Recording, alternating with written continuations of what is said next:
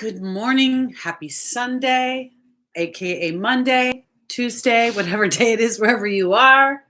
Welcome back. It's me, Teri Hunter. It is February 21st, 2021. I thought that was an interesting number. It actually reduces down to an 8, which is a number of prosperity and of abundance. And this week we have a full moon in Virgo. And I was meditating on that this morning, and I felt like I was getting good news in the respect that it feels like this full moon in Virgo, in some ways, is going to bring the culmination of ideas, concepts, behaviors, dynamics that we have been enslaved to, that we have felt either we had to do, we were obligated to do. And in doing so, now it feels like we're going to be liberated from that.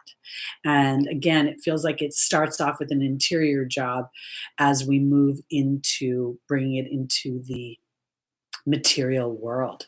So the energies are starting to lighten up. This last week, we had the Uranus exact squaring Saturn.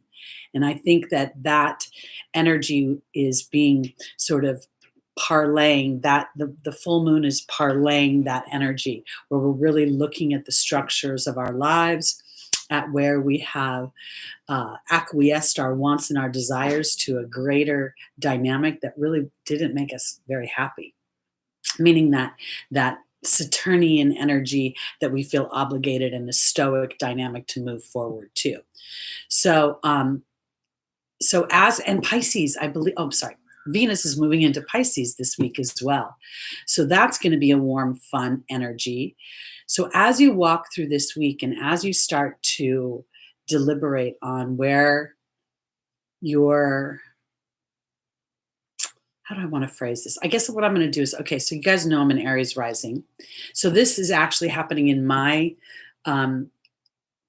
sixth house. And I've been having, some issues with my health. Not anything crazy, but some just challenges. Anyway, my point is this, is that as I approach this full moon, I believe that I'm going to be liberated and start to really believe that the things that I have been purporting that have been conceptual, and as I brought them into the material, they're going to become more practical, which will then remove the shackles of my fears and resistance so that I can move into a place of feeling and thriving, balanced in my health. Now we know that the sixth house of Virgo represents not just our health, but our work environments, our pets. So all the things that are Virgonian. And as you look through where Virgo is on the wheel, incorporate the bigger dynamics of what that is. So let's say Virgo is your seventh house.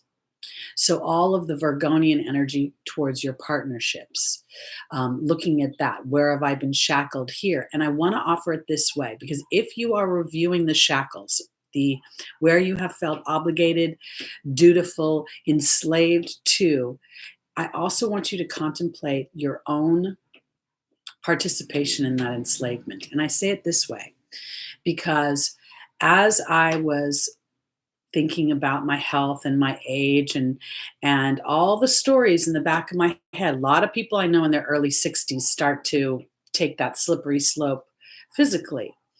And all these things are clanging around in my head. And at the same time as they were, I started to realize that my strategies for remedy were, a lot of them were fear-based. It was almost like the focus was so great, but not in an empowered way, in more of a disempowered way. So what I feel like this full moon is going to do is empower you to start to look and feel more attached to the concepts of what you want to live in this world, and then bring them into the material. So that's where I'm going with that.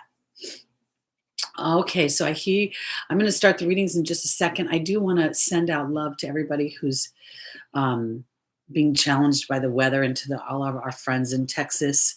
It's a large state, it's a large amount of people. So I hope you're all doing well and things are going to start to lighten up for you. All right. Okay. Welcome, Bunny. Nice to see you here. Welcome, Shelley, Barbara, Andre, Small Wildflowers, Juan, Stephen, Leslie. So good that you're here today. Okay.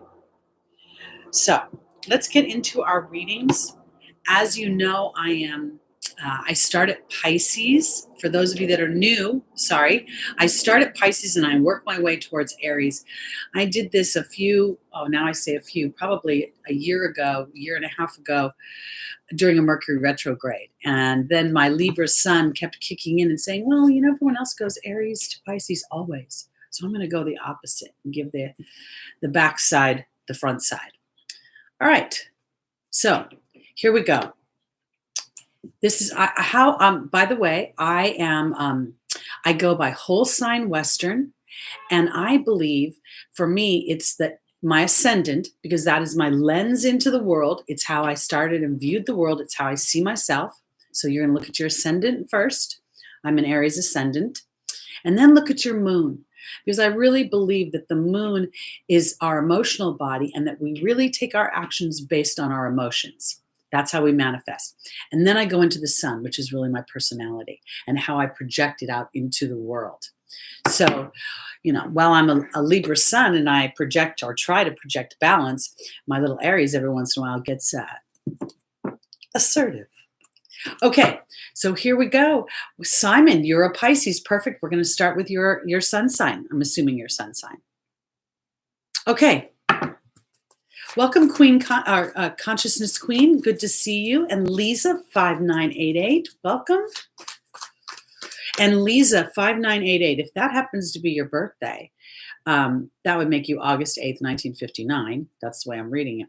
But today is an 8-day. And I want to offer it this way, guys, because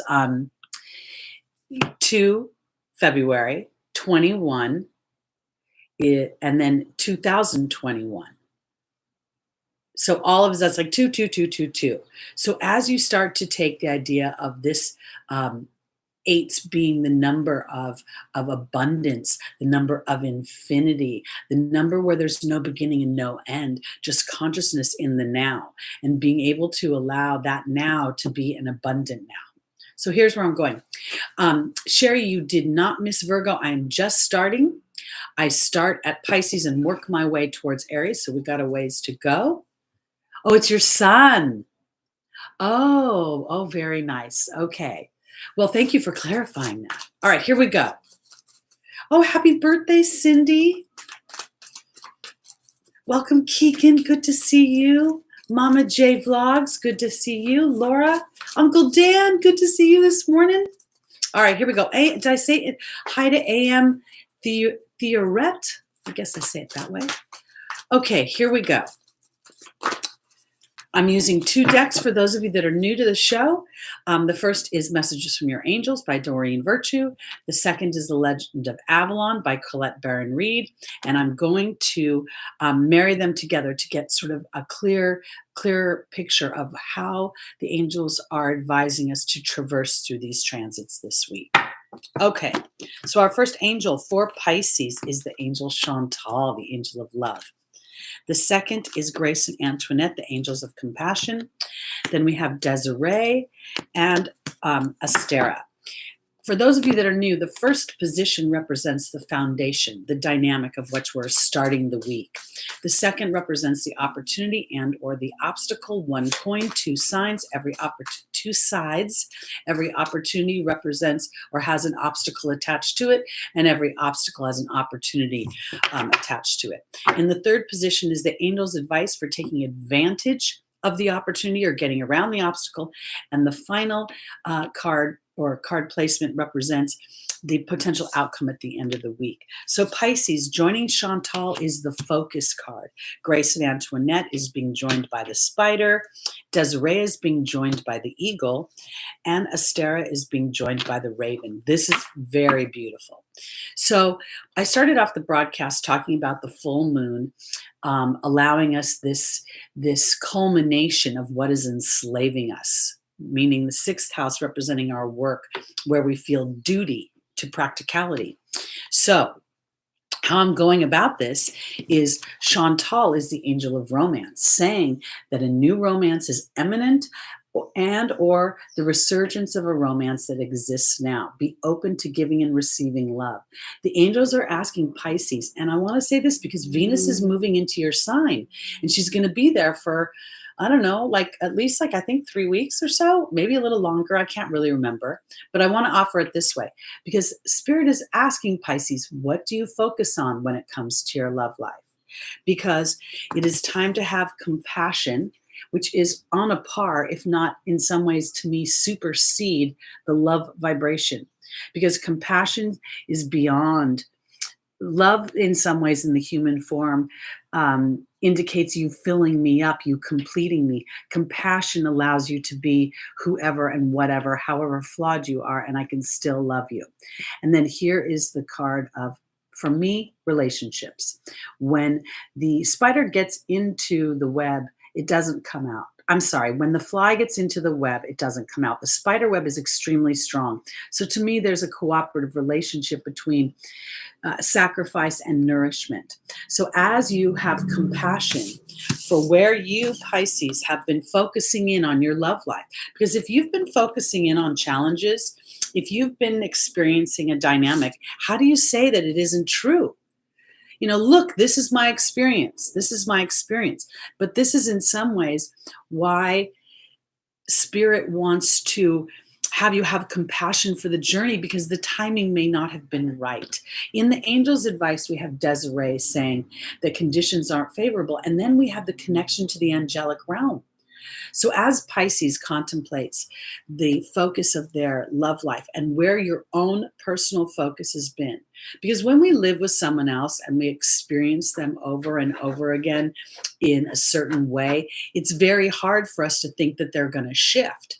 So as we, rather than look at what they're doing, look at ourselves. How am I showing up? What is my perception, and how do I tee myself up to react to that perception?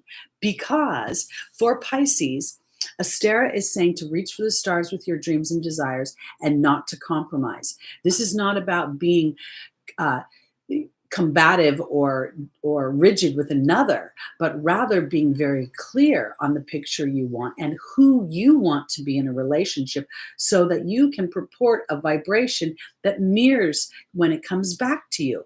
And that's where the raven comes in. Magic, timing, synchronistic events. So for those of you that have not experienced the love that you're looking for or seeking, it's time to invite that love in. In Pisces, you have, the Venus loves being in the sign of Pisces. She just revels in it. It's like being able to be on vacation with her best friend in the most tropical environment with cocktails and sunshine and fun. And so as you give life to the idea that I'm going to be fun, I'm going to enjoy my love life because I'm the one who's going to steer the bus. My joy in my love life doesn't come from how you're showing up. It comes from how I choose to emotionally perceive it. And if for some reason it's not feeling good, if rather than villainizing the other party, moving away from it, that's where the compassion comes in. The compassion that is required to say that maybe, just maybe, imagine this, for those of you that are single, because I'm single. What if the person that you've contracted to be with has not been available for some reason or another? Maybe they were living in another country. Maybe they were engaged in another relationship. And then as their life has evolved, it has brought them to a place where the Spirit can bring the two of you together. And in doing so, that person shows up in a vibration that is more aligned to being seen in a partnership versus just connecting. That's the way I want to put it. So I think this is really exciting. I think that this Virgo full moon has an opportunity for Pisces, because this is, okay, so let's also take it this way. Pisces, on your axis, you're the Virgo Pisces axis. So in some ways, if you look at the 12th house of Pisces and you think about the duality of it, it's the house of our own, it's the house of troubles that we perpetrate on ourselves, but it's also a house of deep spirituality and reflection. And as you allow your own natural ways of being to go into a practical way. Am I being practical in how I'm allowing myself to be happy and happy in my love life? Because Uranus squaring Saturn this last week, and the theme of this year to me says, I want to break down the old structures, but not in a way that demos them. Rather, take it down to the studs, Saturn, and then renovate Uranus with new beliefs, new ideas, and evolvement from what has been to where I want to go. So that's where I'm going. Okay. Onto our Aquariuses.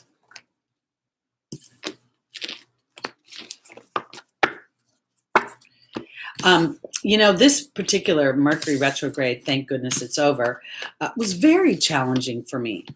I didn't get my videos recorded this week as I wanted to do. I had more miscommunications than I've experienced. It's been very interesting to me. And yet at the same time, it's given me opportunities to just sort of, rather than getting frustrated, surrendering and really being aware of my emotional body. Welcome, bomb.com. Welcome, Carolina.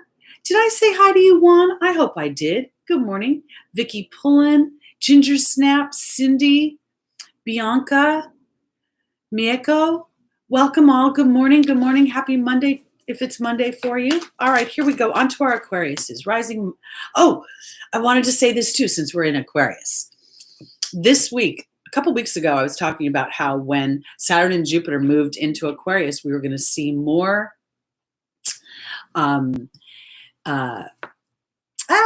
losing my words. More information about space travel, about, the life on other planets. And this week, we had the rover Perseverance land on Mars.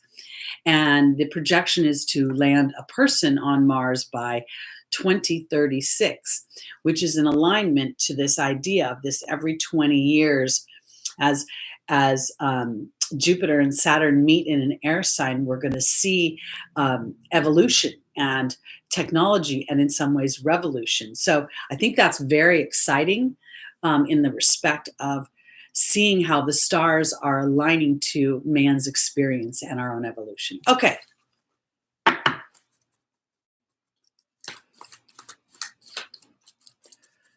Oh, Lisa, 5988. I get it. Those the stellium in Aquarius has been very interesting for me because it is it's been bringing sort of good news, and then sort of it's almost like, I got to say it this way. This stellium has brought me challenges that, while I have experienced them as I've aligned to my power and aligned to my team, my celestial team, and as I've become more and more aware of how my strategizing, how my focus on a situation and my needing to fix it was aligned more fear-based than it was empowered. And I say that because there's a fine line between being aware of a situation and then focusing on it in a way that is scared. So to me, and I know it sounds weird, but as I went through those fear-based moments and then I engaged my team, I became so much more trusting of a bigger dynamic of myself and more able to resistance is a weird feeling of it's almost like you can feel it, but you don't know how to actually describe it or how to release it. So this has helped me see it a little bit more succinctly so that I could, rather than trying to resist the resistance, surrender to it so a new experience could come in. And I hope that makes sense. Okay. All right, here we go. Welcome, Lilac8282. I didn't see the movie. What was is that the name of the movie? La Belle Verte en Bichu? I don't know how to say that in French, but it sounds beautiful in my head. Okay. I'm going to go on to our Aquariuses. So here we go. Aquarius, rising sun, moon, and stelliums. And as an Aquarius, with your two ruling planets squaring each other for this year, I don't think it's about fighting anything. I think it's about paying attention to what, the 11th house rules our desires. It rules our hopes, which is really without hope, man has an arduous journey on this planet.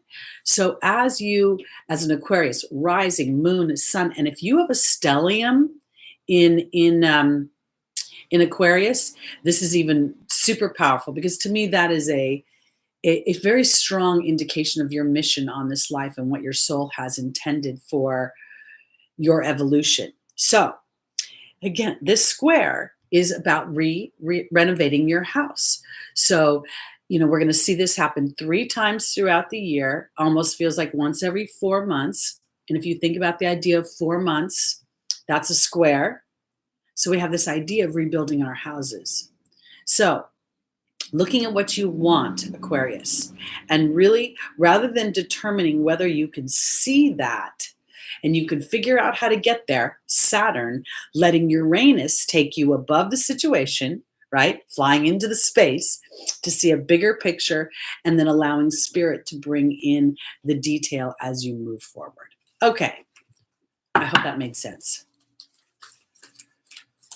Okay. North Node in Aquarius. That's fun in the sense of that's a stretching for Carolina to be who you are, to individualize, to allow your hopes and dreams to come to fruition in this 3D experience. Okay, Aquarius, let's see what Spirit has to say for you for this full moon in Virgo. And I can't remember, but I remember when I was doing the research on the full moon, I have Pluto at like 5 degrees and I have Venus at 10 degrees in Virgo. And I think the full moon is somewhere in between there. And I thought that was interesting for me because it's sitting between the planet of transformation and the planet of my self-worth in the house of service and servitude and slavery. So as I transform Pluto, the idea of what I have chosen to be of service to, and that's the 6th house. And then I look at how I value myself, Venus, I have an opportunity to truly sit in a much more rooted place that makes me happy. Okay, by releasing whatever I feel obligated to. Okay, Aquarius, our first angel is Xana, the angel of protection. The second in the opportunity or the obstacle is Francesca, asking what your focus is. Daniel is the angel of marriage in the angel's advice. And in the final position, we have Rochelle, asking you to honor and follow the guidance of your heart. So hard to follow the guidance of our heart because oftentimes our heart yearns for experiences that our eyes have not seen. So Xana saying you're being protected from all types of harm. Let's see where that's focused. What is that harm? Okay, the Grail Knight just pulled out. And I want to say this because the Grail Knight represents illusion, seeking the sacred, and romance. And I think that Aquarius is being in some ways protected from any illusions that they may have had in I want to say in previous incarnations, but I'm not talking about in other lifetimes. I'm talking about in the various chapters of your life that's bringing you here. Because Francesca is asking you to visualize what it is you want to receive and how you can be this strong, powerful, receptive energy within your own life. The Queen to me has very little to do with gender, very little to do with feminine versus masculine in the form of how we think of man and woman, but rather sitting in a receptive energy, thinking that I am fertile and it is my job in some ways at this juncture, Aquarius, as I go through these stages of renovation within my own life. And I want to say this too, because if you're an Aries sun, and that is an 11th house Aries sun, and you have a stellium of planets in the 11th house, then this Aquarius energy has a lot to do with you as well. Because the Queen is asking you to really reflect on how you receive. And Daniel is saying that Daniel is the angel of marriage, and I could go straight to marriage and to intimate partnerships, but I want to look at it this way because I feel like the mystery card is free will.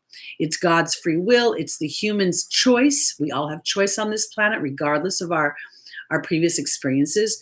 Daniel talks about my history. When we look at Daniel, we get excited about the idea of meeting our partner. Ooh, angels are bringing me my partner. But every person has a history in their love life.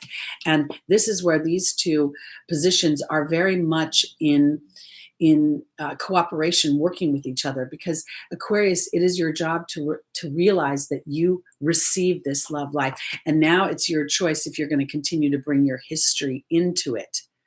Because your history is not going to be as indicative to what your future holds.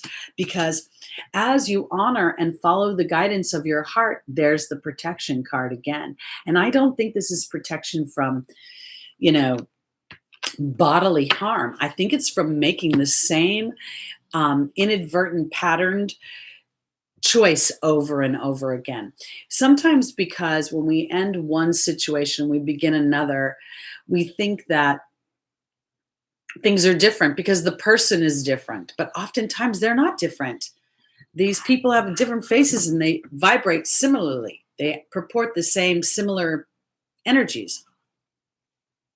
So I feel like for my Aquariuses, trusting that, because this does feel on some ways like it has to do with your love life, but I want to broaden it to that 11th house hopes and desires, a bigger picture that as you're being protected from walking down a path where you would think maybe, oh, yay, I'm moving towards what I want, but there's these little red flags maybe flying in the background. Because as you honor and follow the guidance of your heart, Spirit is going to bring you situations and opportunities to step into, in some ways, an unknown vibration, but I almost feel like there'll be instant validation of it.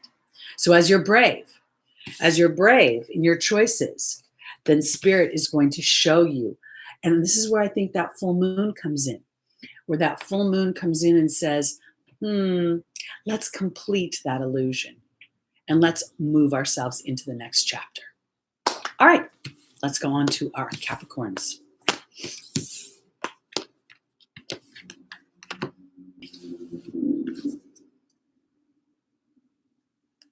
Okay, I'm sorry. I've not been able to catch up with people in the chat.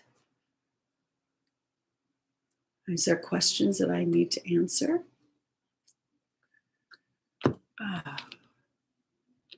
Okay. All right. So people are asking about the decks. I'm using Doreen Virtue's Messages from Your Angels. I've used this deck for, oh my gosh, like 20 years. And Colette Baron Reed's something. Oh, The Legend of Avalon. That's what I'm doing. So, and I want to say it this way, because as I have worked with these decks, I don't marry myself to the author's version of them. I allow my own intuitions and the cards to tell me different stories as every week they hit me in a different way. Okay, and for those of you that have not been on my show before, I'm just going to reiterate. I start with Pisces and work my way towards Aries. Okay, we're going on to Capricorn. We're on our third sign. Welcome, Melissa Manser. Good to see you in the chat today. Welcome, Gada. Nirvana Flux, it's good to see you. I hope I said hi to Joanna Rose. Okay, Capricorn, rising sun, moon, and stelliums. Our first angel is Archangel Gabriel. The second is Azure.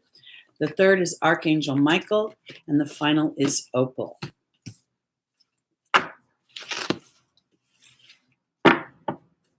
Welcome, Faith. Good to see you. Mama Vlogs, good to see you.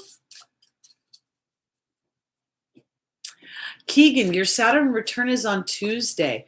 You know, Saturn returns aren't really on one day. They sort of last a while, to be honest with you. Saturn moves moves slowly. And what I do is I think, if it's your first Saturn return, then it's giving you an opportunity to really reflect on what you've done so far, what's your history and what you've done, and then if you're moving in the direction you want. And as you're moving in the direction you want, this is what I believe about Saturn evolved, because Saturn gets sort of this very challenging rap of asking me to do things I don't like to do, and to do them diligently, and to do them thoroughly, and do it right. And I feel like that somehow man has made Saturn a little bit more dutiful than Saturn really wants to be, because I don't think Saturn cares what we work hard at. I just think Saturn wants us to work hard. So when we align to what we love, then Saturn is our friend. So when you're having your Saturn return, kind of look and see, where am I walking towards what I really want in my life, and allowing myself to shift gears if I need to. All right, here we go. Capricorn is being joined by, Capricorn, Archangel Gabriel is being joined by the communications card. This is very powerful. That's in our foundational position. Azure is being joined by the partnership card. Archangel Michael is being joined by the Queen, and Opal is being joined by the burden card. All right, so here we have Saturn rules Capricorn. Saturn moved into Aquarius, which while it co-rules Aquarius, it co-rules Aquarius, and in some ways I think is Aquarius Uranus. Uranus is asking Saturn to rethink things. They're opposing energies on some level, and yet they are working cooperatively to rule one sign and house. So for my Capricorns, in that cooperation, Saturn is saying, how are you communicating with yourself? Because in this card, Archangel Gabriel is talking about communications. I'm feeling slightly insecure. And then we have the communications card here. So I want to know, or I guess what they're saying is, this week, you have an opportunity to take Capricorn, rising, moon, sun, and stelliums has an opportunity to review how you've been communicating, and if you are indeed in partnership with your own desires. Because Azure is saying your desires will happen in the near future. Have patience and faith, and don't try to force it. Force is fear in disguise. Force is doubt in disguise. So as we sit back in reception, then we're sitting back in compassion of our own doubt, because Archangel Michael is asking you to have the courage to start to receive. I was watching, it's so funny. I watch a lot of stupid stuff on the internet, and it tends to be like animals. And I just ran across this baby goats all over this car, and they were so cute. Again, we've got the baby goat versus the old goat. When you picture the old goat chewing on a tin can, all cranky, wanting to butt up against something. And I think that's what Saturn gets inadvertently, and Capricorn inadvertently gets blanketed with all the time.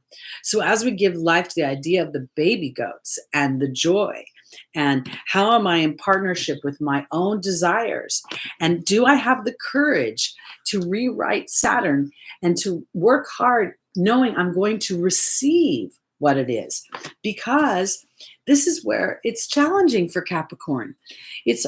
Opal talks about God and the angels being in charge of our children on heaven and earth, not us. And this is the 11th house. And I say 11th house because we have this square going on. And this square is involving Saturn, your ruling planet. So are you willing to, in some ways, trust a bigger picture? Because I think you're having a challenge with that.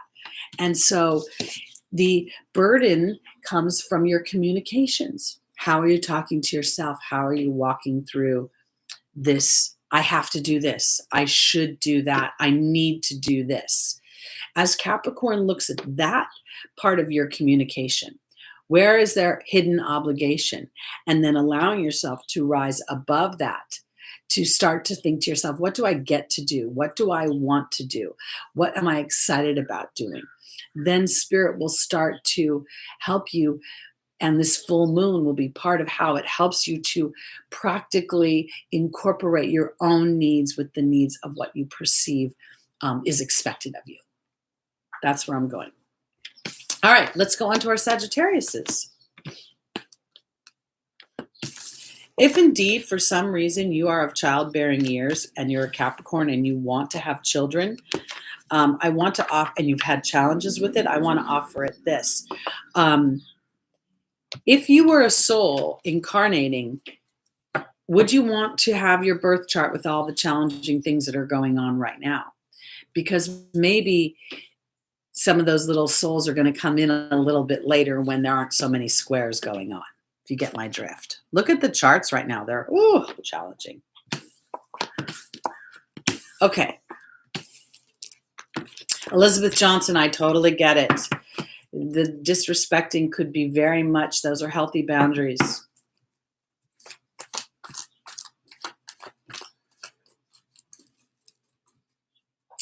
I don't even know how to say that. Kivikoivu audio journey. I love the way you've interpreted that. Yes, they could be in some ways dueling over your second house, but also if you can start to think, I keep thinking to myself, why would whoever the ancients are assign these, when Uranus was discovered, what made them just assign it to Aquarius? And why, with such an opposing energy in its ancient ruling planet, there must be some sort of cooperative dynamic going on here that the initial response would not see. So they're encouraging me to look deeper and deeper. And I think that there's a beauty there.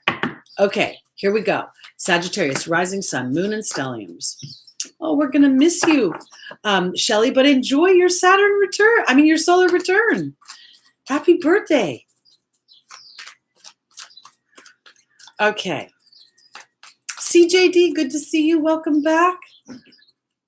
Sagittarius, rising sun, moon, and stelliums. Here we go.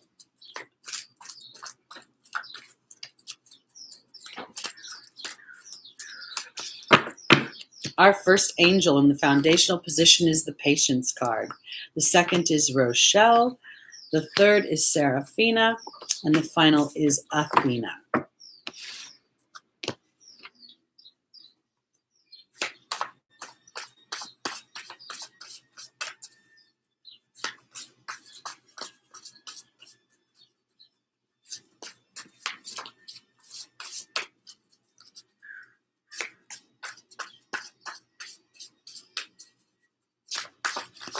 I just want to give it a good shuffle. All right. Sagittarius, joining the Patience card is Merlin. Joining Rochelle is the Focus card. Joining Seraphina is the Eagle. And joining Athena is the Perception card. Okay. Oops. So I have my quartz crystal sitting in my lap, and every once in a while it wants to fly off. All right, the Patience card. This is really a time of observation. It's not a time of holding your breath and trying to be patient with a challenging situation, but rather a time to learn and study and gather information, because you will soon synthesize that and then use it in your everyday life. And that synthesizing process is very much going to bring more balance and magic into your life. I feel like when I look at Merlin talks about balance, justice, and alchemy. And alchemy doesn't happen through a process that is necessarily easy, but rather one of pressure. And it's a karmic dynamic because that pressure actually strengthens you. It actually gives you an experience that is so magical in some ways that it erases the challenge. And in the vibration of your power becomes more evident and more palatable, because what I believe spirit is showing you, Sagittarius, is that as you honor and follow the guidance of your heart, as you focus on that, it will bring changes to your earthly experience, into your home life, into your everyday dynamic. And this is one that has been ushered in at this particular time. It feels like literally this is the time for this chapter to happen. It's almost as if your own personal alchemy is brought out through you into the world, that then is aligned to others having this same epiphany, this same breakthrough is the way I want to put it. Because again, we have a full moon in Virgo, and I really believe this is about identifying and releasing what we have been enslaved to, what we have felt in dutiful service to versus excited service to. Because what Sagittarius is going to really learn is how you perceive your own power. And what I want to say is, I feel like part of the perception of your power is that challenges are there not to tank you. They're really not there to make you miserable. They're there for you to see how quickly you can pivot, how quickly and how succinctly and how powerfully you can be the master of your own experience. And in doing so, those challenges, those fear-based experiences become the seedlings that root in to make you feel like, okay, so I've been challenged before in this dynamic, and this is how it played out. So if I pay attention to how and what was going on then, and not in a way of focusing in on what has been, but to use the dynamics of what worked before. I was scared before, and rather than taking action on my fear, I sat back and I recalibrated so that I would take action on my faith. And as I did that, things started to shift for me. So that's where I'm going with this. I feel like for Sagittarius, that rules beliefs. And it's interesting too, because Sagittarius rules foreign journeys. And some of those journeys are literally, physically going from one location to another. But some of those journeys are going to a foreign place within our own hearts, going into a belief system that we have not experienced, but rather has been conceptual. And this, to me, feels like an opportunity for some of those conceptual dynamics to actually be rooted into the physical experience. Hence, this full moon being the culmination of servitude that doesn't serve.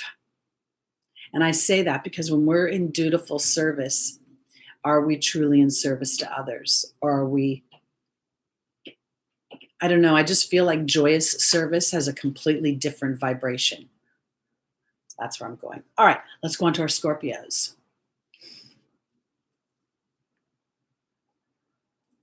All right.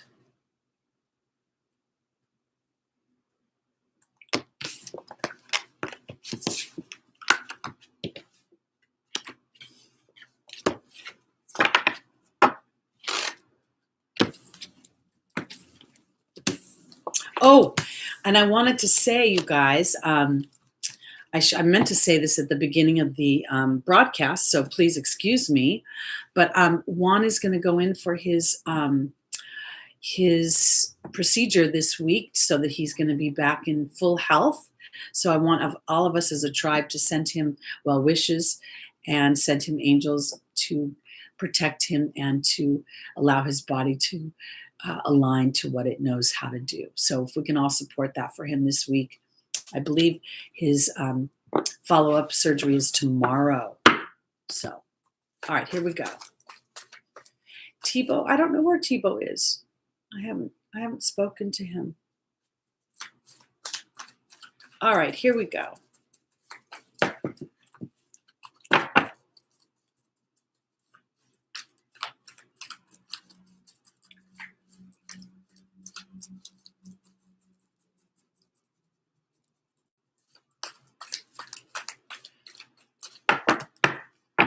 All right.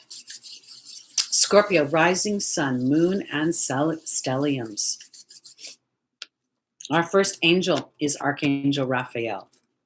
The second is Ariel. The third is Grace and Antoinette. And the final is Francesca. Well, I think it's interesting because Archangel Raphael is the angel of physical healing. So this feels very much in alignment with someone's rising sign.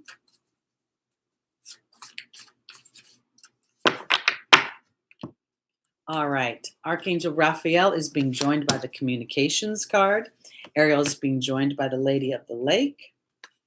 Grace and Antoinette is being joined by the Fear card. And Francesca is being joined by the Movement card.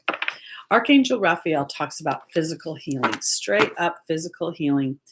And the communications card represents, in this case, how we think, how we speak, how we write, how we process information. And I feel like when I look at a healing, I don't really see a healing. What I see is coming back into balance and how the challenge serves my empowerment. So, because when I look at this, I see the epiphany that Archangel Raphael is offering, the illumination above on his head in his crown chakra. And then I have the communications card.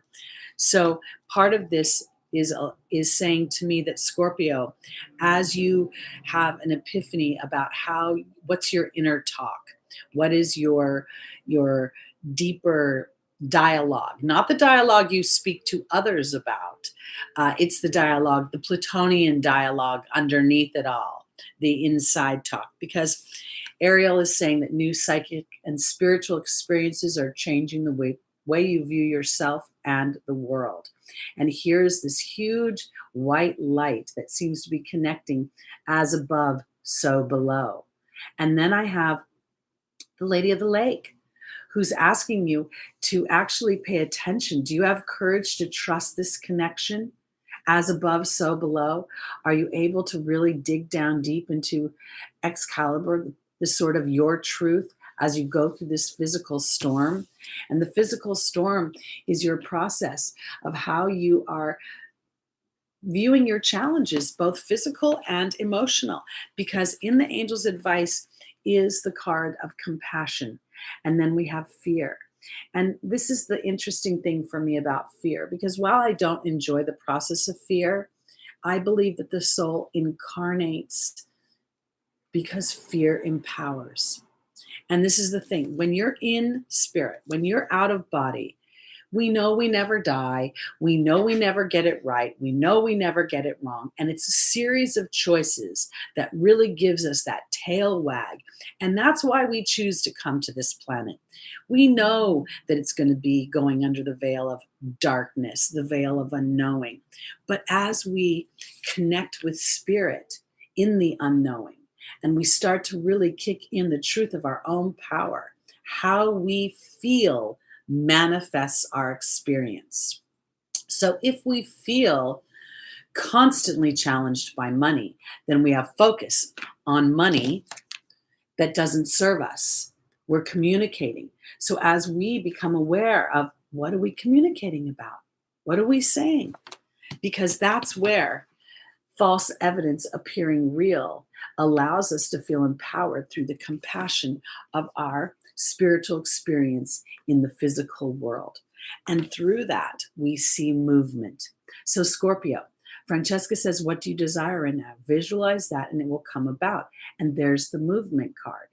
So no matter the subject, whether it be money, love, your physical health, your career, your ability to be mobile within your own life, as you have compassion, as you review and you look at and you use the dynamics of this full moon, where have I inadvertently said this is the practical way of doing things, and this is what is expected of me. This is where my service comes in.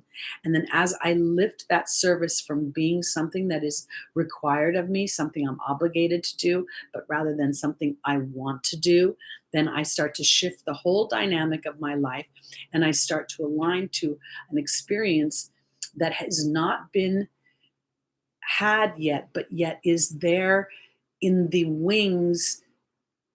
How can I describe it? I almost feel like it's just this moment that if I grab onto it, it will manifest itself and then re-anchor me in my physical experience that will change everything. And this is where I kind of feel like the tone of 2021 is Uranus square Saturn. And while we'll have many other dynamics coming into play, it also is giving us this opportunity to revolutionize the structures of our life to be more aligned to that which brings us happiness and brings us joy. And then there's the ripple effect that then feels like we're moving into the age of Aquarius. Okay. King David, if you're wishing for a soulmate and a sugar daddy, then on some level, are you really wishing for someone to take care of you? Because a sugar daddy, as it is defined, is somebody who provides money, but it's not always, doesn't always provide the heart. It's not always, they're not necessarily the same coin, two sides. So are you, King David, inadvertently looking for something through fear? Do you need someone to provide for you materially, or do you just need or want someone to be materially viable? Because in some ways, our material experience indicates our vibration, where we are aligned to our own wants and desires. And the more we're aligned to them, the more they come into focus in our physical experience. When we worry about money, I'm just going to use money because a lot of people worry about money. We're actually focusing in on the lack thereof of money. And without realizing it, the law of attraction gets kicked in. And then inadvertently, the focus or lack of, we allow for. We actually bring in the law of allowance. So as I recalibrate that idea, and I think the idea of the sugar daddy as being somebody sweet, and yet I can provide for myself, then that shifts things around a little bit. It's just these subtle little weird threads that come in that we don't pay attention to.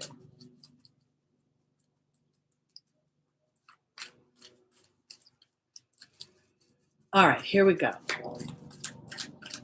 We're going on to our Libras, rising sun, moon, and stelliums. Yes? Am I going there? Did I lose my place? I do it so often.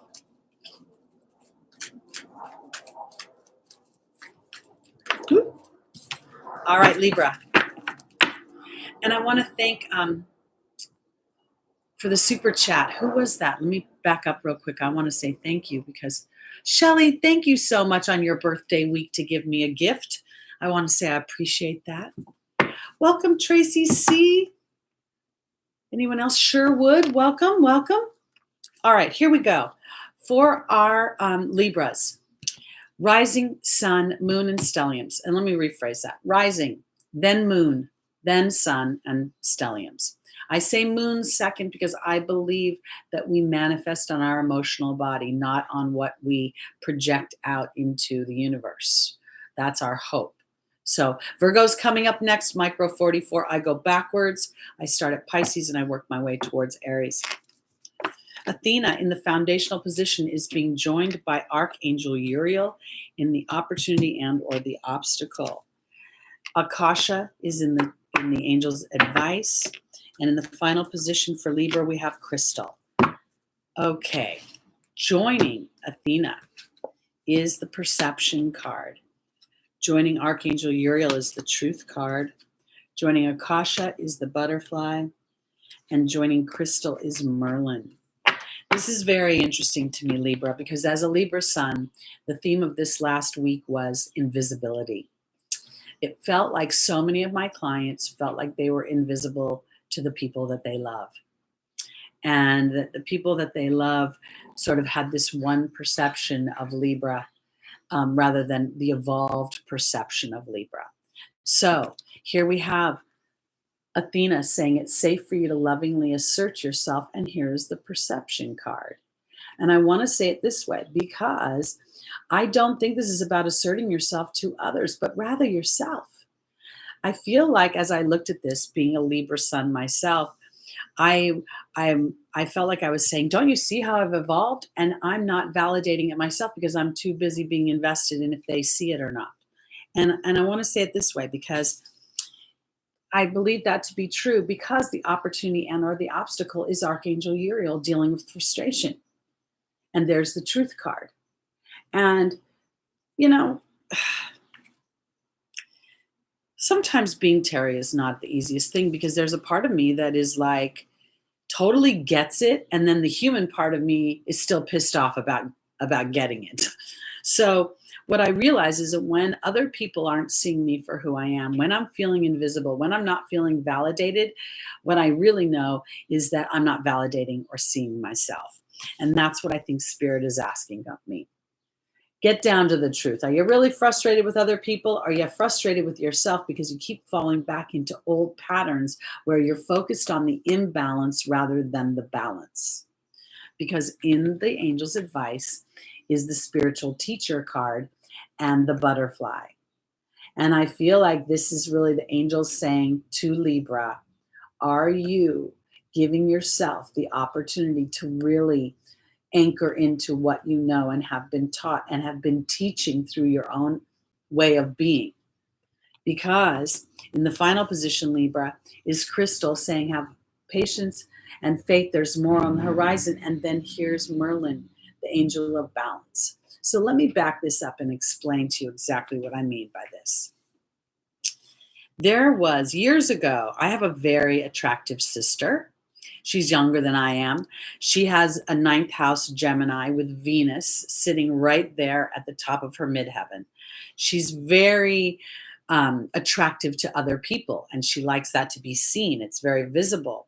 When I was younger, I used to be so focused on everybody always, commenting on her and how attractive she was. And then something happened, and it was pretty traumatic. I'm not going to go into the details of it, but it shifted my experience. And it made me realize that my focus on everybody thinking she was so great was part of why I was experiencing that. And rather than villainizing her for her greatness, I shifted my focus. Libra, where is your perception? Take charge of your perception. Look at where your anger is blocking the truth, and then allow yourself to evolve beyond it. Because when I allowed myself to evolve beyond it, when I saw my own participation and frustration and how I was participating in it with my focus, then things shifted, and they shifted on a dime. And rather than comparing me to my sister and making me feel less than, it never happened again. So there's the magic. There's the alchemy. And it isn't happening because it's in the 3D world right now. It's happening because I'm shifting my focus and allowing my perception to be one of celebration of my power rather than disempowering myself by looking outside myself. So this is where I'm going with this. Libra rules balance, harmony, and fairness. And I have to say to Libra, sun, moon, stelliums, and rising, I said that all backwards, but are you being fair in your own perception of your power? Are you being fair to yourself in your frustration? Because if indeed you are looking outside yourself for validation, then you're on the slippery slope. And as you give life to the truth that the only person whose opinion really matters is your own, and that's not to be rude to other people, but as you are self-accepting, that's part of the harmony and balance you get to give to others. Then the experience starts to shift in the outside world. That's what I got to say. And that's the beauty of a full moon in Virgo. And there is a layer to this too, because when I was listening to some of the other astrologers, one, and I can't remember who it was talking about September, the new moon in Virgo in September of 2020. I believe it was around the 17th. And how this full moon in Virgo is now offering us some sort of culmination of a 6-month cycle that we're seeing. So I pay attention to that as well. All right, let's go on to our Virgos. Oop, almost did it again. Welcome, London. Marigold 605. Thank you, CJD. Okay. And I want to say this, King David, compassion. What did you just say? It totally triggered a thought of mine. You said, come here. Where'd you go? You said, oh, I went too far. Empowerment and compassion. And the empowerment comes through compassion. And the compassion isn't just for the other party, but for yourself as you struggle to find the compassion for the situation. Joseph, I absolutely love that comment. When I shifted my focus to me, I started to grow faster. And now I spend my energy on the things I choose to attract. That's beautiful. And it's actually the most unselfish thing you could do for others. Because we've been, as humans, and I believe that we're raised to be focused on pleasing others. Yay, you did the good boy, good girl, you did this, you did that. And so when we're going through that learning process, there is never a chapter truly focused on what we want. It's more about what are we going to do rather than what do we want to feel, aka be. All right, on to our Virgos. Rising sun, moon, and stellium. This is your full moon.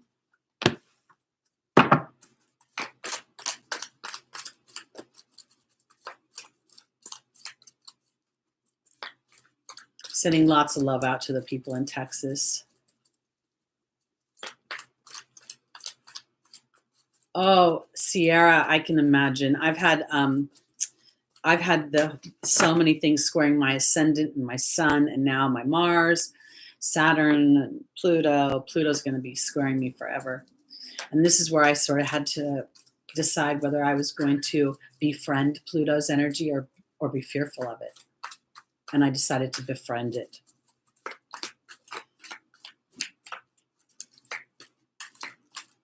All right, Virgo. Our first angel is Crystal. The second is Opal. The third is Archangel Raphael and Azure. In this deck, there's a few different cards that represent working with children, parenting children. And Opal is always, to me, kind of a very broad dynamic. And I say that because in the opportunity or the obstacle is Opal. And this is the inner child, I believe, for Virgo. It's not about children outside of yourself. It's the inner child. It's the part of you that's been so practical and dependable for so long that you forgot that you need practicality coming towards you, not just giving it to others. Okay. Crystal is being joined by the Disruption card. Opal's being joined by the Risk card. Archangel Raphael is being joined by the Focus card.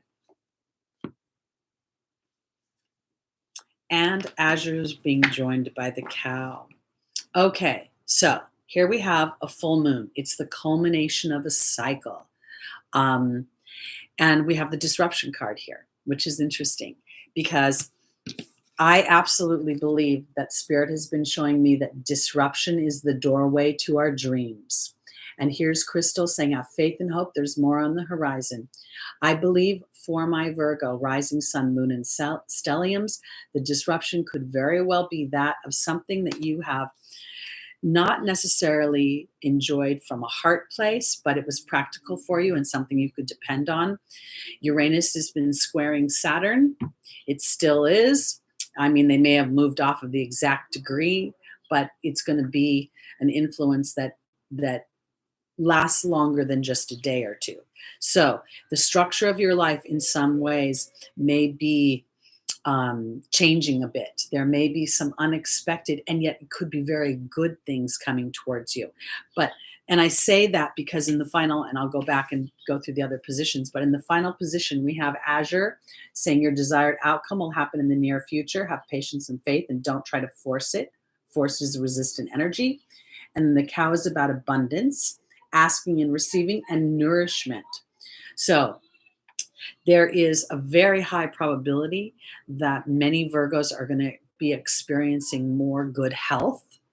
But I also believe that some of you will be experiencing the ease of disengaging from energies that you feel dutiful towards rather than you feel joyful about. Because in the opportunity and or the obstacle is Opal and the risk card.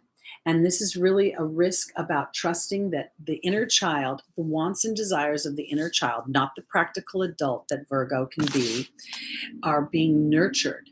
This is part of what the disruption is. There's a little bit of a disruption in the grown-up part of Virgo, and asking you to be more trusting and more faithful that God and the angels are in charge of a deeper part of what you want. And a lot of that could have to do with good health and coming back into health. We've been so fearful with this virus, and there's new strains of the virus that are cropping up. So in the angels' advice, where is your focus? And your focus in many ways will be in open reception of whatever epiphanies and inspirations you have that will require a bit of faith in the other side.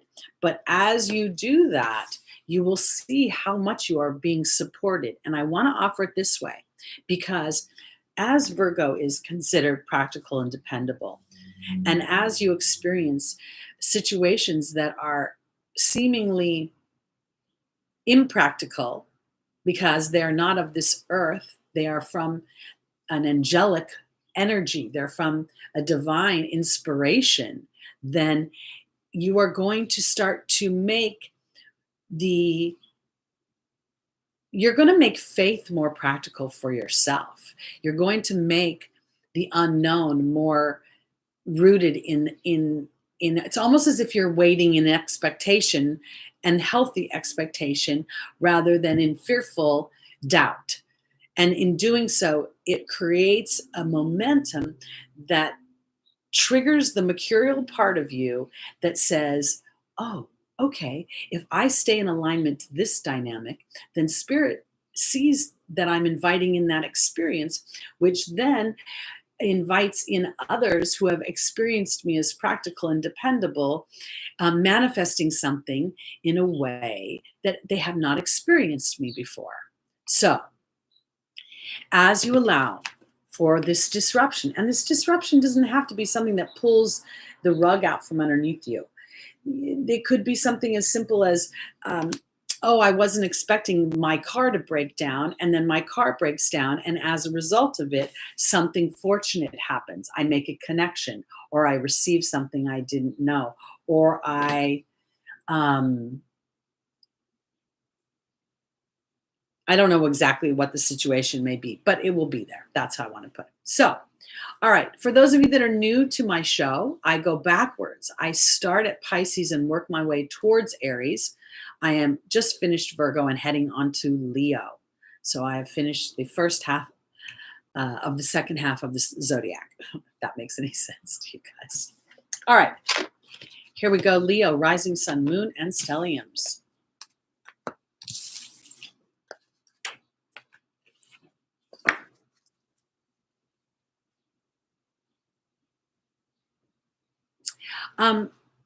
Sangita, I want to say for the purpose of this broadcast, I would go with your Leo rising, because I am I'm operating from whole sign Western astrology versus Vedic astrology. And so I believe Spirit is sending their messages through that channel. But I would offer this. I would look at my rising first, then my moon, because I manifest from my emotional body, then my sun. And if you have a stellium, that's quite powerful because it's a group of planets, 4 or more planets in one sign or house that are indicating sort of like this arrow towards an intention your soul has to evolve in that area through this life experience. Okay, here we go. On to Leos. Take a quick sip of my water. Yes, Capricorn was done, Angela. Okay, here we go. And you can rewind the broadcast. And then following the broadcast, thanks to Juan, we will have timestamps shortly thereafter.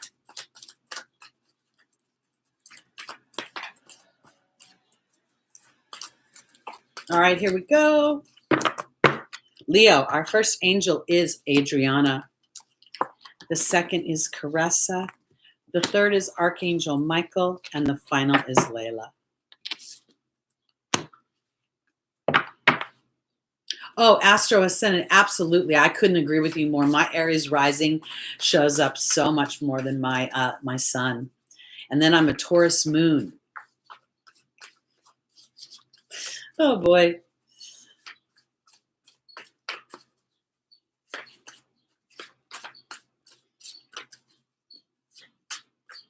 I want to give it a good shuffle.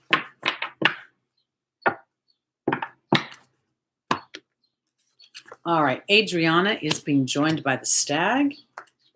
Caressa is being joined by the frog. Archangel Michael is being joined by the queen. And Layla is being joined by the spider. All right, so Adriana talks about leading you towards answers to your prayers through your dreams, through your intuitions and your thoughts. And the stag can be about leadership and also can be about stubborn pride. And I want to offer it this way because I just saw, I think Shelley talked there. She said, last week I wanted a relationship. Unfortunately, it was about moving forward and not a relationship. But I want to offer this. Shelley, maybe it isn't about the relationship showing up, but about you being able to draw in the relationship by musing on how it feels when you're in that relationship and then allowing Spirit to bring evidence of your manifestation before potentially it bringing the actual manifestation. Because when I looked at this, the first thing I thought for Leo was maybe you were feeling a little bit annoyed and prideful because Adriana is not leading you fast enough to where you want to go. And we kind of have to remember that Adriana isn't just leading Leo, but also what Leo wants to manifest. So if it is a relationship, then Adriana's got to be also guiding your partner towards you. And as you give life to, that person is living in the human experience, having to make decisions, and they may be ebbing and flowing between, the things they want to move forward on, because I feel like this is a releasing of any pride in the timelines and trusting the viability. Because sometimes, if we were making a cake, we put all the ingredients in, we create this batter, it's sweet and it's whatever, but it's got to go in the oven. And if you pull out that cake before it's ready, it is not going to taste as good as it would as if you waited. Because in the opportunity or the obstacle, my little lions, you have an opportunity to release emotional baggage. And when I say that, it's about making sense of it. And then here is a new chapter. And this obstacle may be waiting for the cake to bake. And that I have to sort of allow the idea of there's more here than I can see with my own eyes. Because Archangel Michael is asking you to have the courage to receive, to be, this is, the king of the zodiac, we say, or the lion, the lions rule the jungle. But in many ways, this is very much about ruling from a place of reception and knowing that while you may be putting an intention out there, you are not This is sort of a triad, not just you connecting with another person or you connecting with the other side, but connecting with a circle of manifestation. That's the way I'm kind of trying to put it. So, because a lot of my women come and say, I've been doing the work, Teri. I'm ready for my relationship. I'm ready for Leo romance. I'm ready to bring children into the world. And I'm like, this is great. I'm so excited that you're vibrationally aligned. Now give life to the idea that your partner is getting into that place of vibrational alignment. Because in the final position for my Leos, I have Layla. Layla's talking about connecting with spirit with my intentions and desires. And then there's the spider. And the spider for me is a relationship card. It always has been. For a long time, I've thought of it as my real estate salesperson, but it is partnerships, and partnerships that stick, that in many ways bring the circle of life back around, and they give meaning to a situation. Because when the fly goes into the spider's web, it is in some ways doing the natural, it is feeding the spider so that the spider can move on. So as you identify where your pride might be blocking, that you more of a surrender. I know you're used to leading things, Leo, but now it's about trusting your intuitions and allowing them to lead you as one chapter closes, and that might not be for you. It may be for your person.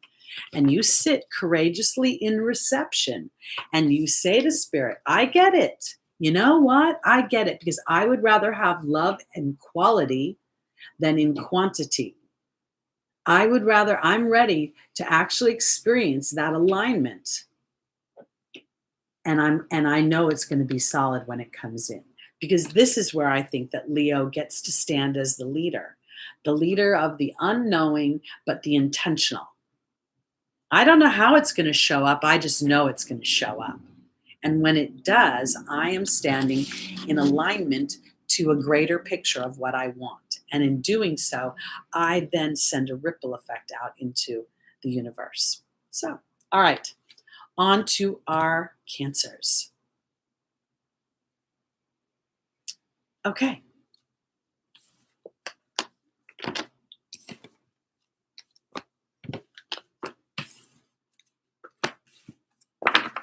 I'm just going to bring this up real quickly as I shuffle for Cancer. When you guys look at the transits, some of you are talking about the moon, being conjunct this point or that point. I've started to notice that as Uranus started to creep up on my moon, my Taurus moon, it's the beginning of a grand trine. I've got 2 grand trines that my moon is part of. So look at how there's the potential of the ripple effect within your own chart. So if indeed, let's say, this full moon is going to be conjunct your Venus, is there an opposition or a square or a trine attached to your Venus? Because it could trigger that too. All right, here we go. Thank you, CJ. Cancer, rising sun, moon, and stelliums. Astro Ascension Tarot. I love that you're saying looking for love to come in. Change looking to inviting, and see the vibrational change that offers for you. All right, here we go. Oops. Our first angel for Cancer is Astera. The second is Athena. The third is Xana. And the final is Bridget.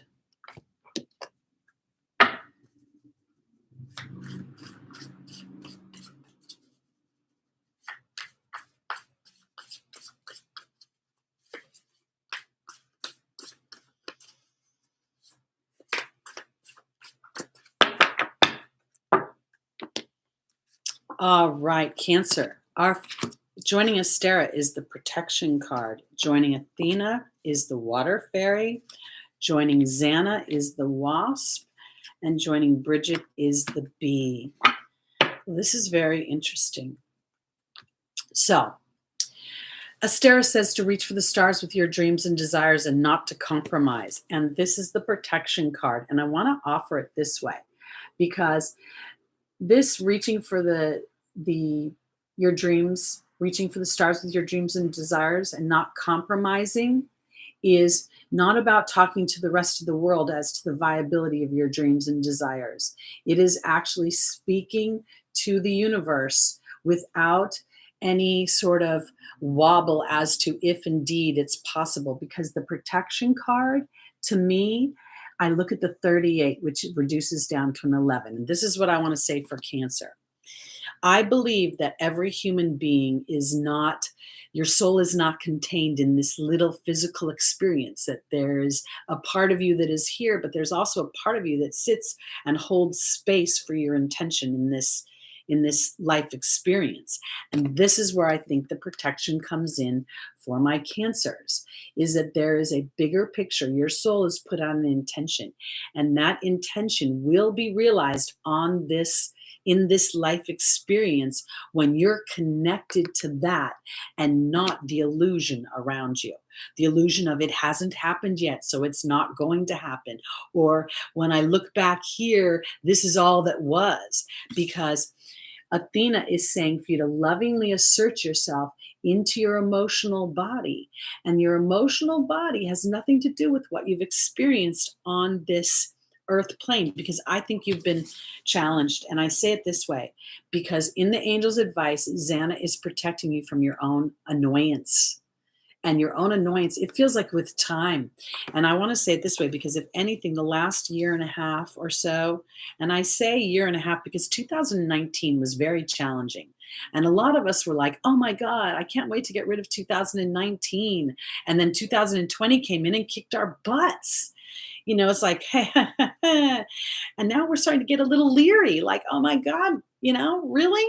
So so as you're aware of your annoyance, and that spirit is actually protecting you from going too far down this making a case for what has been, because that's what Bridget is saying, to look deeper into your own being energy. And that being energy, when it's aligned to what you really want, you will be protected. So this is, let me try to be more clear. It's not about never getting pissed off. It's not about never getting frustrated with the dynamic or being annoyed, but it is about how much time am I going to spend annoyed and buying into that circular experience. Because sometimes that annoying experience is an illumination of an imbalance. And as you allow yourself to say, it's just an imbalance. So what if I focus in on where I want balance? Focus in on, I know that the human experience is flawed by nature, but I also know that there is alignment between beings. And in that alignment, I can start to find victory. Let's see how I'm going to, because I want to put it this way.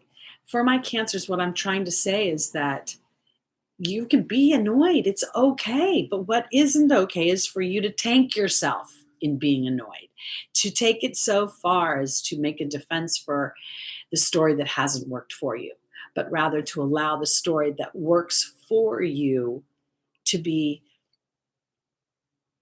Oh, am I making any sense here? I hope so. Because I know how hard it is when a human experiences a certain dynamic repeatedly. How do we say it can be different? And the only way we can really say it can be different is not to look outside ourselves, but to look at ourselves. And that's where I believe the protection is coming in. And when we really look at it, Cancer, and say, do I want this? Or am I in a habit of wanting it? And I assert myself and say, it's important. How I feel is important. And you know what? I'm not going to focus in on what's happening.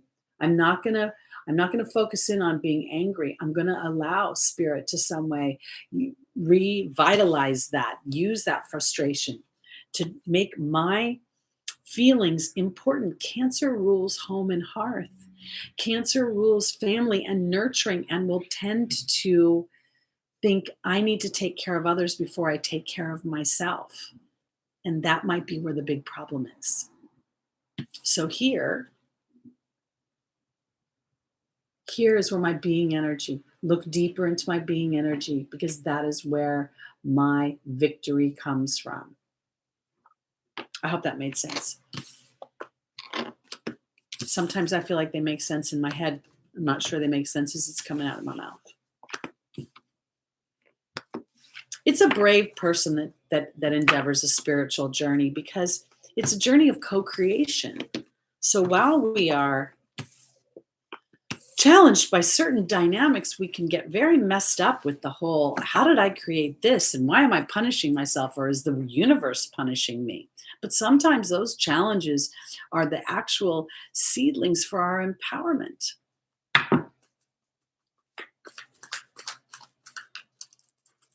Yes, bomb.com. It's turning it into a tool that actually serves you versus then takes you. And King David, you're right. It is about building an armor of faith. All right, here we go. On to our Geminis, rising sun, moon, and stelliums. Val, that's a fabulous question. I love it. Thank you for asking. I believe that the ascendant is how we view the world. It's our lens. So that's our very first weight. The second is our moon, because I believe that we absolutely create on our emotions. If we feel like crap, it's impossible to create something delicious, because they're vibrating at two different levels.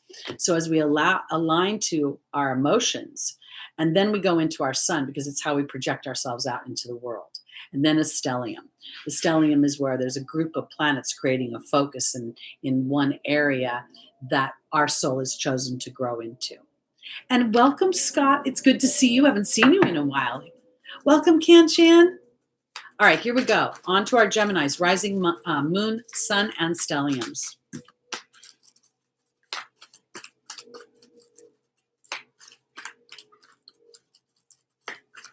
Oh yeah, Libra was done a little while ago. We are on our last three signs.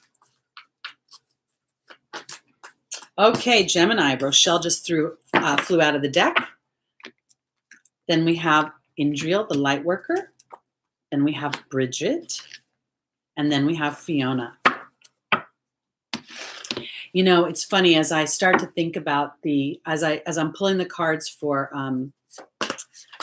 Gemini, I'm getting this feeling of Uranus is the higher vibration of Mercury, right? And we have this theme of 2021 being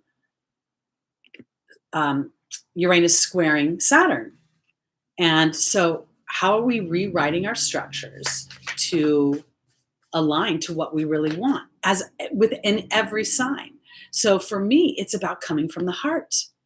It's about this, Aquarius 11th house, my hopes and my desires. It's also about abundance and about my friends. It's almost like this house that incorporates a lot of different dynamics. So I'm really thinking that as I follow my heart, I'm starting to step more into that Aquarian age, which then allows me to be more compassionate and magnanimous towards the outside world. So Gemini, Rochelle is being joined by the novice. Indriel is being joined by the raven. Bridget's being joined by the focus card. And Fiona's being joined by the water fairy. As I honor and follow the guidance of my heart, prosperity is coming to me. And there's the unstable new beginning, skill without practice, innocence, curiosity. So to me, this is about Gemini really starting to trust their heart versus going into the mercurial, into my mind, going back and forth, because Indriel is the light worker. And I can't help but see lately with Archangel Raphael and Indriel, I really noticed this illumination above the crown chakra. And to me, this is very much about this illumination, the timing. There's magic within this illumination, because what Gemini is getting finally is their focus. Oh my goodness, I get it.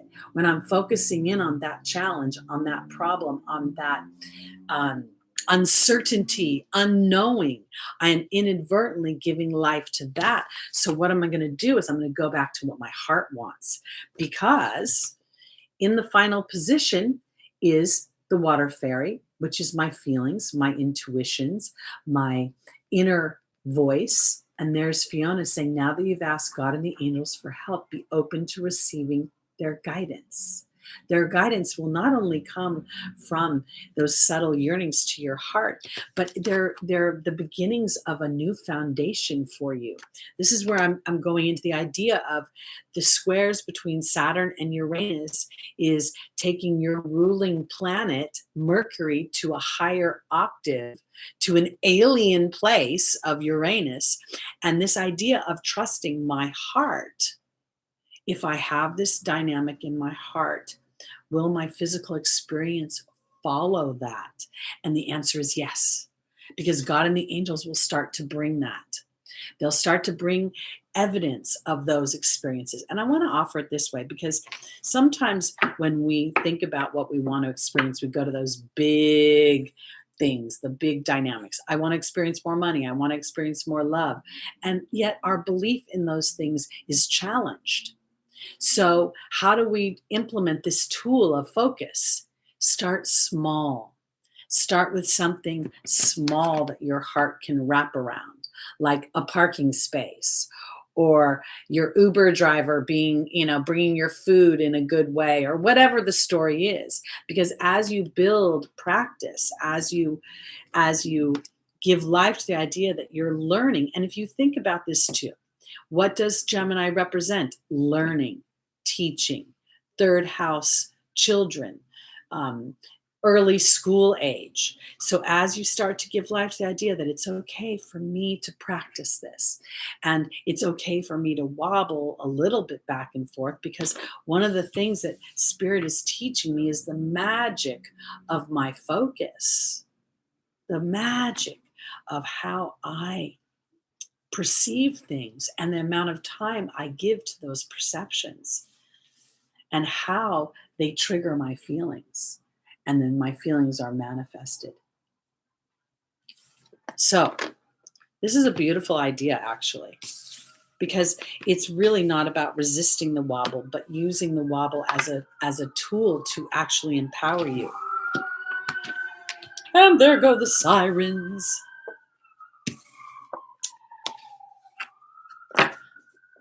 Very interesting. Sirens have been a dynamic in my life. When I was a little girl, I lived across the street from a firehouse. Sirens going off all the time. All right, here we go. Shelly, are you leaving? Oh, happy birthday. Enjoy your week. We'll hopefully see you next week. I hope you have, you're going to have birthday week. We'll see you in 2 weeks. Enjoy your birthday day. I'm going to have a little fun on Saturday, so I'm hoping I'll celebrate and toast you on Saturday. All right, here we go. All right, Taurus, our first angel is Isaiah. The second is Rosetta. The third is Grace and Antoinette. And the final is Celeste. This is Taurus, rising sun, moon, and stelliums.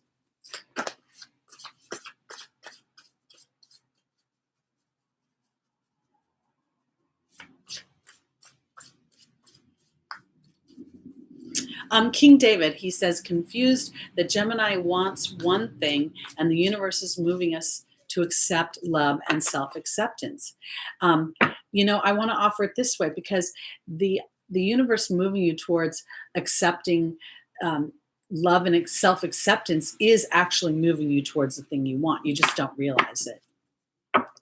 Okay, Taurus. Isaiah is being joined by the dog, unconditional love, loyalty, and sincerity. Rosetta is being joined by the focus card. Grace and Antoinette is being joined by the communications card. And Celeste is being joined by the fire fairy. This is beautiful.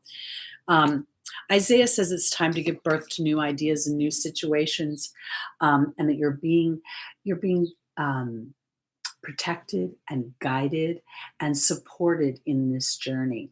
And then there's the dog. And I want to say it this way, because for my Tauruses, the dog represents unconditional love, sincerity, and loyalty. And I believe that this in some ways is an internal job. I'm a Taurus moon, man, and I got to tell you, I have this internal dialogue sometimes where I'm really fighting an old story where I'm saying to other people, do you see my value? Don't you know who I am? Because rules the second house. And what I believe that spirit is saying right now is it's time to give life to the idea that you're valuable, period. Period. End of story, to yourself. Because Taurus, as you give life to that idea, then things are going to start to shift for you. And you're going to start to focus yourself in a way that really allows you to not just come from a more trusting, childlike innocence, but you're going to teach others because you have suddenly become compassionate in your way of communicating. And it's not just communicating with others, but communicating with yourself. This last week, there was this theme with myself and all my clients, and it was this cloak of invisibility that there were a lot of my clients were, being of service to others in both in habit and in desire, and they weren't being acknowledged for it. And I felt like part of this common denominator was, are you acknowledging yourself? Are you proud of yourself? Because as you shift the way you view yourself, others will start to fall in alignment with that. Because here in the final position is Celeste. Now, Celeste will talk about a new home or a new place of employment, ushering in new happiness and new opportunities. And there's the Fire Fairy, creative action and optimism. I believe that this is a shift in the way you're thinking because you can put your body anywhere and it's not necessarily going to make you happy. But shifting the way you believe about things and think about things and becoming more optimistic in the unknown is absolutely going to bring you more love and loyalty in this lifetime. And I want to say it this way because I love sometimes, the idea of Taurus is a fixed sign. It's wants slow, steady movement in some respects. And yet, to me, as a Taurus moon, I feel like part of my journey of happiness comes from my willingness to not chew on things that have happened to me, whether I'm right or wrong about them. Because what my challenge is that I am right. And things haven't been always fair, but my unwillingness to shift until I feel that the person is authentic in how they're showing up for me. Oh God, how I'm blowing the whole thing. This is what I'm trying to say. Sometimes my Taurus moon is so invested in being right and having someone do it right that I do it wrong. And I'm overly rigid. I'm overly stubborn. I'm overly invested in my point of view. And so what I'm trying to say, I believe, is that this full moon has the opportunity to be the culmination and release me from my own rigidity. And in doing so, I've given life to new ideas and I show up more loving, not just for other people, but for myself. And so I become more focused on what my desires are from a place that hasn't been jaded, hasn't had the journey of adulthood. And I become more compassionate, like my guides and my angels for my communication, how I'm talking to myself. And I begin to shift in a very strong way that brings more inspired action from me. And I start to take the fixed energy of Taurus and allow it to vibrate in a way that serves me instead of sticking my heels in the ground. I hope that made sense. I what I noticed this week as a Taurus moon is that I have an interior dialogue that comes from one perspective. And with certain people, I always choose to see the darker side of it.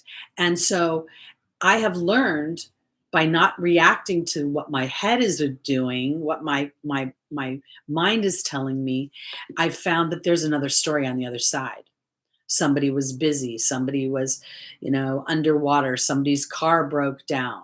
So rather than me thinking, oh, they're just ignoring me, it was a different story. And that's what I'm trying to say for Taurus. As you give life to new ideas, and you're loyal to yourself in a higher vibration rather than just thinking you're always getting thrown to the side of the road or not as important. As you make yourself important within yourself, I believe that will start to reveal itself in the outside world, in the experiential world. I hope that makes sense. All right, let's go on to our final sign. That's Aries. Rising sun, moon, and stelliums.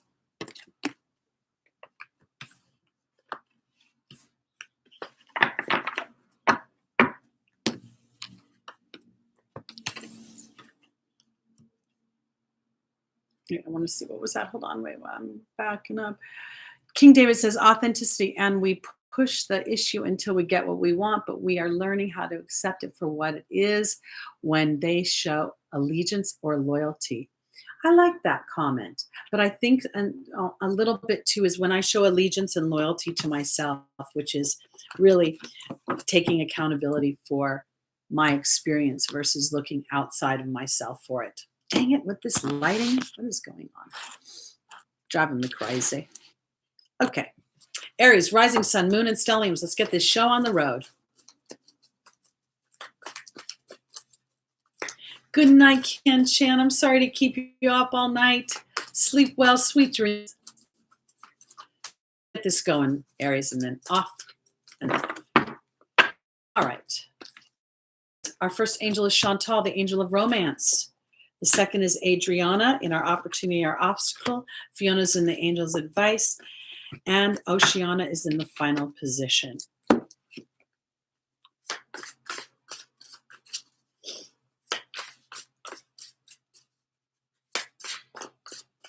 All right, Jenny, that's you and me, Aries rising.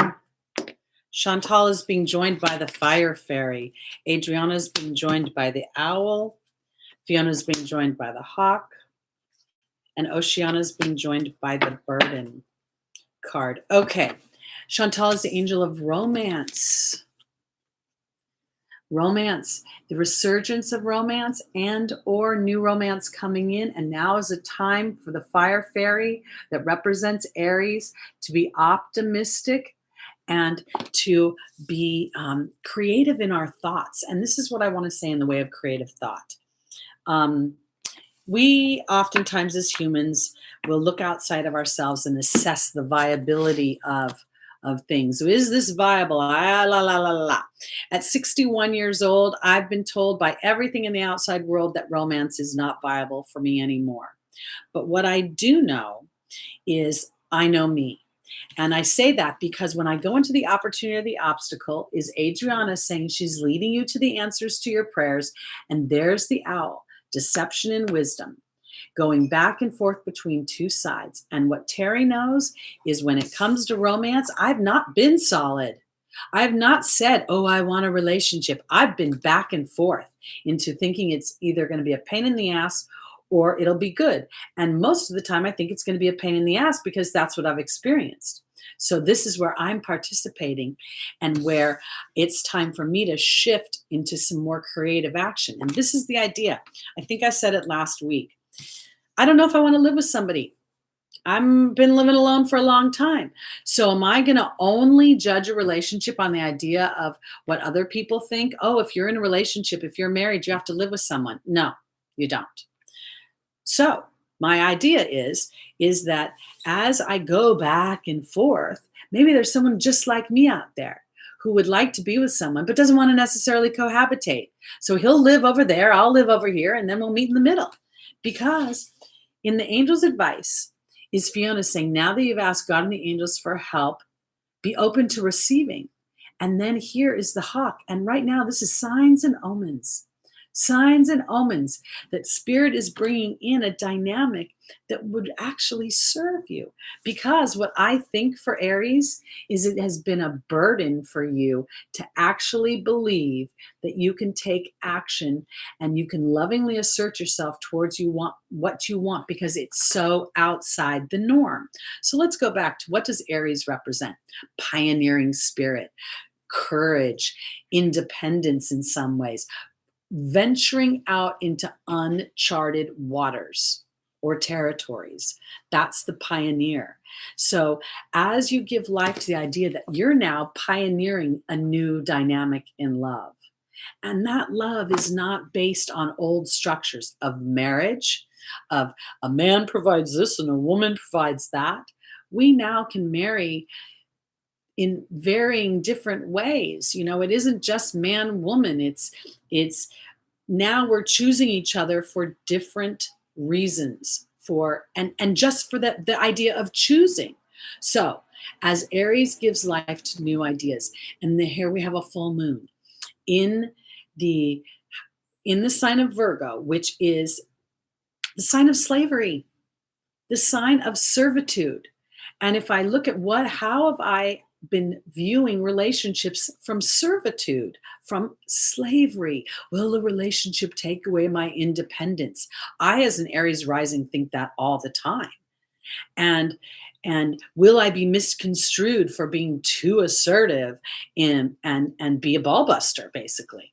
And it's time for me to rewrite that story. It's time for me to remove the burden of my own judgments and to allow myself to truly think that there is alignment, that things have evolved.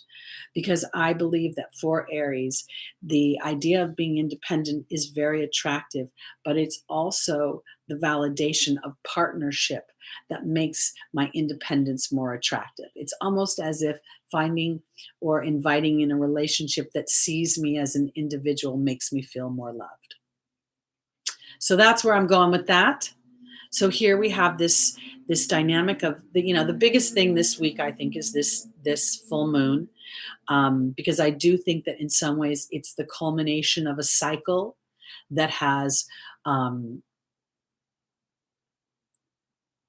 it's a cycle that, everything is cycles when we think about it. But to me, there's this dynamic that's going on that's liberating me. And all of us are sort of have been in this cocoon of gestation. And as we break out of the cocoon, there's varying levels of vulnerability. And as we stand in that vulnerability and connect with spirit, and look for the signs and omens, we become less vulnerable and more powerful to our own intentions. So that's where I'm going with that for this week. I hope everybody has enjoyed the readings. My name is Teri Hunter. If you'd like to book a reading with me, you can find me on Lada's website. I'll be filling in all the blanks later, so look under the description. I'll be back next week at 11 a.m. Pacific time.